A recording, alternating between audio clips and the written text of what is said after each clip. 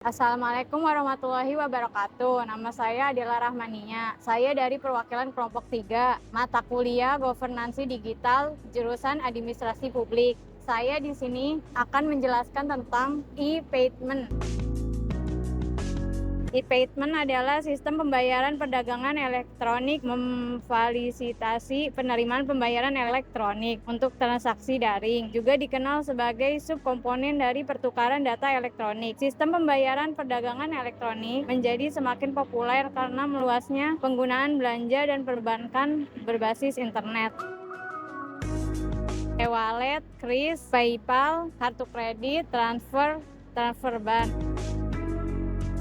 Transaksi menjadi lebih efisien dibandingkan pembayaran dengan uang tunai. Pembayaran digital maupun memberikan tingkat efisiensi yang tinggi. Pengguna hanya perlu menggunakan ponsel, internet, banking, dan layanan online lainnya untuk dapat bertransaksi secara cepat dan mudah. Keuntungan pembayaran digital, mudah dan praktis, menjadi salah satu kelebihan utama yang ditawarkan dari penggunaan uang elektronik dibanding membawa uang cash dalam jumlah yang banyak. Uang elektronik ini bisa lebih efisien dan praktis. Apa itu QR Code? Jadi, QR Code itu adalah sebuah kode matriks 2 dimensi, terdiri atas penanda 3 pola persegi pada sudut kiri bawah, sudut kiri atas, dan sudut kanan atas. Memiliki modul hitam berupa persegi, titik, atau piksel, dan memiliki kemampuan menyimpan data alfanumerik, karakter, dan juga simbol. Dalam sistem pembayaran, QR Code juga sangat membantu perangkat dalam mengirim sejumlah data agar kegiatan yang dilakukan bisa terlaksana dengan cepat, efisien, dan juga simpel, khususnya dalam transaksi pembayaran. Apa yang dimaksud dengan QRIS? Quick Response Code Indonesian Standard atau QRIS adalah standarisasi pembayaran menggunakan metode QR Code dari Bank Indonesia agar proses transaksi dengan QR Code menjadi lebih mudah, cepat, dan juga terjaga keamanannya. QRIS bukanlah aplikasi baru, melainkan sebuah standar nasional QR Code yang diwajibkan bagi seluruh penyelenggara jasa sistem pembayaran atau PJSP yang menggunakan QR. Sebelum terstandarisasi dengan QRIS, aplikasi pembayaran hanya dapat melakukan pembayaran pada merchant yang memiliki akun dari PJSP yang sama, karena QR Code yang digunakan tidak terstandarisasi. Saat ini, dengan adanya standar QRIS, seluruh aplikasi pembayaran dari PJSP apapun dapat melakukan pembayaran menggunakan QR Code di seluruh merchant meskipun PJSP yang digunakan berbeda. Seperti apa standar QRIS itu? QRIS juga memiliki spesifikasi tertentu yang wajib diikuti oleh PJSP, yang menyediakan sarana pembayaran berbasis QR. Terdapat dua metode pembayaran QRIS, yaitu Merchant Present Mode atau MPM dan Customer Present Mode atau CPM.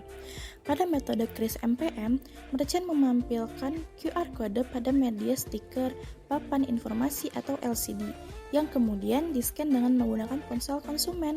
Adapun pada metode QR Code Customer Present Mode, konsumen menampilkan QR Code dari ponselnya kemudian di-scan oleh merchant. Sampai dengan saat ini, QRIS telah tersedia di seluruh provinsi dan hampir seluruh kabupaten kota di Indonesia. QRIS juga telah digunakan oleh pedagang kecil di pasar tradisional, mal, universitas, sekolah, tempat ibadah, tempat pariwisata, bayar parkir, retribusi Pemda, lembaga sosial, dan juga keagamaan. Konsumen juga dapat menggunakan aplikasi uang elektronik Saverbase, dompet elektronik, atau juga mobil banking yang memiliki fitur pembayaran menggunakan QR Code dari PJSP penyelenggara QRIS berizin Bank Indonesia. Standarisasi QR Code dengan QRIS memberikan banyak manfaat, baik itu bagi pengguna maupun bagi merchant. Manfaat yang dapat dirasakan bagi pengguna yaitu cepat dan kekinian, tidak perlu repot lagi membawa uang tunai, tidak perlu pusing memikirkan QR siapa yang terpasang, serta terlindungi karena semua PJSP penyelenggara QRIS sudah pasti memiliki izin dan diawasi oleh Bank Indonesia. Sedangkan manfaat yang dapat dirasakan bagi merchant yaitu penjualan berpotensi meningkat karena dapat menerima pembayaran berbasis QR apapun, meningkatkan branding, kekinian, lebih praktis karena cukup menggunakan satu QRIS, mengurangi biaya pengelolaan kas, terhindar dari uang palsu, tidak perlu menyediakan uang kembalian, transaksi tercatat otomatis dan bisa dilihat setiap saat, terpisahnya uang untuk usaha dan personal, memudahkan rekonsiliasi dan berpotensi mencegah tindak kecurangan dari pembukuan transaksi tunai, serta membangun informasi kredit profile untuk memudahkan memperoleh kredit ke depan. Layanan sektor keuangan dan pembayaran berbasis non-tunai bermanfaat bagi ekonomi masyarakat, khususnya segmen mikro karena dinilai akan efisiensi dan efektivitasnya yang inklusif. Atas dasar tersebut, Bank Indonesia mencari strategi yang sesuai agar transaksi retail dapat dilakukan secara non-tunai dengan cepat dan praktis, yaitu dilakukan dengan QR Code. QR Code Payment menjadi salah satu inisiatif Indonesia dalam menyongsong ekonomi digital. QR Code dari Bank Indonesia disebut dengan QRIS. QRIS diluncurkan oleh Bank Indonesia pada tanggal 17 Agustus 2019. Terhitung sejak 1 Maret 2022, limit QRIS sebesar 10 juta rupiah dari awalnya yang hanya 2 juta rupiah. Saat melakukan pembayaran melalui QRIS, konsumen tidak dikenakan biaya tambahan. Untuk standar QRIS itu sendiri, QRIS disusun dengan menggunakan standar internasional EMVCo. Standar ini disusun untuk mendukung greater interconnection dan bersifat open source, serta mengakomodasi kebutuhan spesifik negara sehingga memudahkan interoperabilitas antar penyelenggara, antar instrumen, termasuk antar negara. QRIS antar negara sudah mulai bekerja sama dengan Thailand yang memiliki PromptPay sejak Agustus 2022. Pada bulan Juni 2023, QRIS juga telah terintegrasi dengan DuitNow milik Malaysia.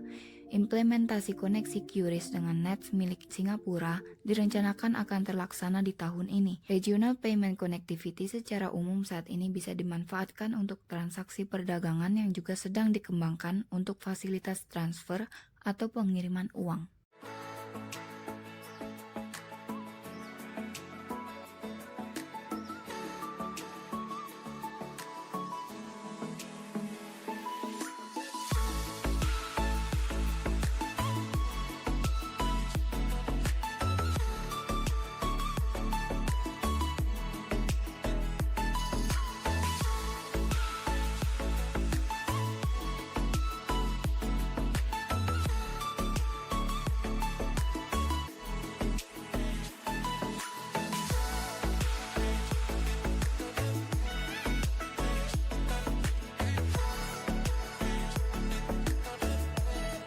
Perkenalkan, nama saya Sinta Febi Fitria dan rekan saya Evi Sofia.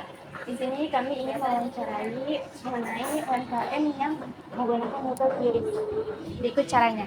Di sini kami ingin meminta waktu Ibu untuk kami wawancarai mengenai bagaimana cara metode QRIS dan beberapa pertanyaan-pertanyaan dari kami. Bagaimana cara mendaftar QRIS bagi penjual yang ingin daftar QRIS? Waktu itu saya klik ini dari petugasnya datang itu dari banknya langsung, dari bank tersebut datang ke sini daftarin terus dianterin. Jadi dari banknya Dari banknya langsung ke toko saya. Saya nggak ke banknya langsung, tapi banknya langsung datang ke saya. Berarti bukan melalui aplikasi ya buat daftarnya? Dari banknya langsung. kalau boleh tahu sudah berapa lama Ibu menggunakan QRIS? 1,5 tahun lah. Apa keuntungannya Bu menggunakan QRIS? Keuntungannya pertama kita nggak perlu nyiapin kembalian, kedua langsung masuk ke rekening, banyak nih pokoknya. Pertama itu sih nggak nyiapin kembalian aja. Jadi lebih kayak praktis gitu ya Bu ya. Apa perbedaan QRIS dengan metode pembayaran lainnya Bu? Kayak misalkan OVO gitu. Sebetulnya QRIS ini kan untuk semua pembayaran ya. Maksudnya perbedaannya non tunai sama yang tunai gitu ya. Kalau yang tunai kan kita harus pakai kembalian terus nyediain itu kan nyediain. Kalau ini kan tinggal scan tanpa ada adminnya misalkan. Pokoknya praktis QRIS ini. Apakah QRIS aman untuk digunakan transaksi bagi penjual itu? Aman sama sih. Untuk Ibu sendiri, bagaimana cara mengetahui kalau QRIS itu aman?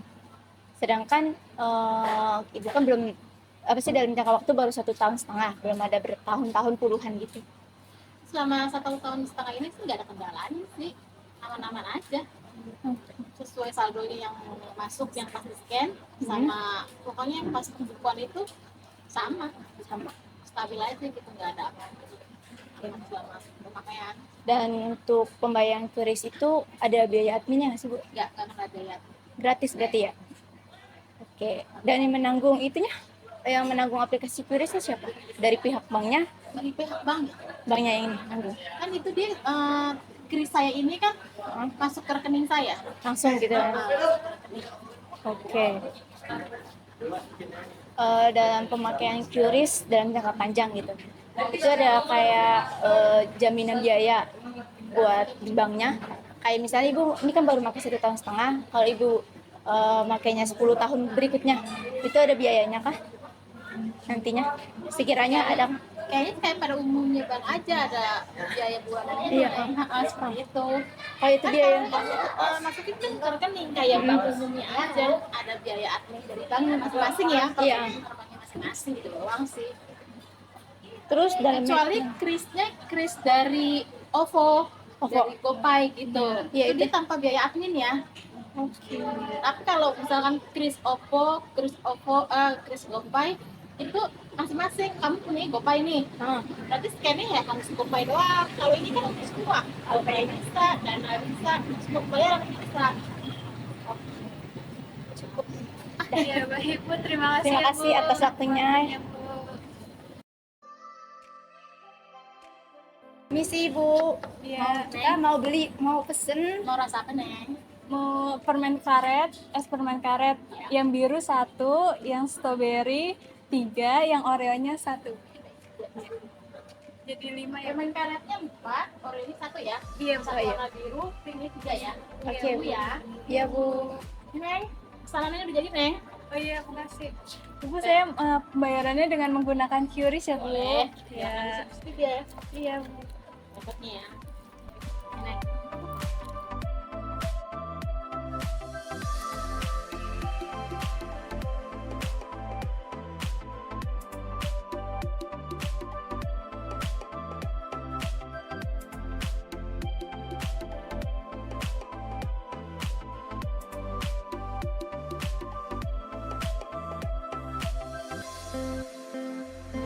Ibu, ini udah masuk ya, Bu? Oke.